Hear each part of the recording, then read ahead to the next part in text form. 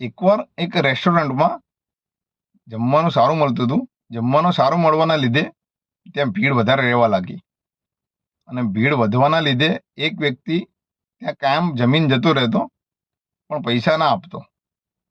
આ બધું હોટલનો manager notice કરતો હતો, અને હોટલના મેનેજરે શેઠ જે કાઉન્ટર પર બેઠેલા હતા એને કાનમાં જઈને વાત કરી અને કીધું કે એક વ્યક્તિ સાહેબ આવે છે, જમીન જતો રહે છે, હું આ 15 દિવસની નોટિસ કરું છું, એ જમીન જતો રહે છે પણ પૈસા નથી આપતો.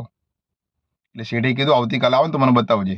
બીજો દિવસ થયો, ભીડ વધવા લાગી, એ વ્યક્તિ આવીને જમવા લાગ્યો, અને આ વખતે શેઠે મેનેજરને બોલાવીને કીધું કે પેલો જે વ્યક્તિ બેઠો છે એની વાત કરે છે ને? કે હા.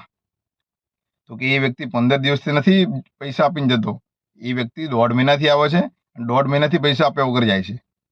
તો કે શેઠ તમને ખબર છે તો તમે કેમ એને રોકતા નથી? તો કે એને રોકવાનો પણ નથી, એને તમારે આમને આમ જમવા દેવાનો, અને આ વ્યક્તિને રોકવો નહીં. તો કે કેમ સાહેબ?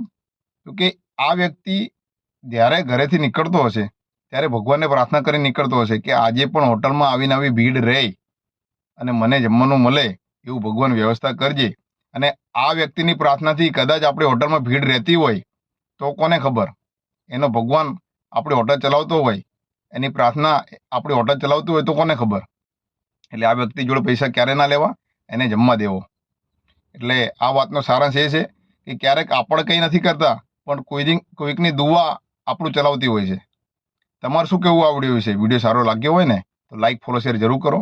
જય માતાજી, જય ભારત.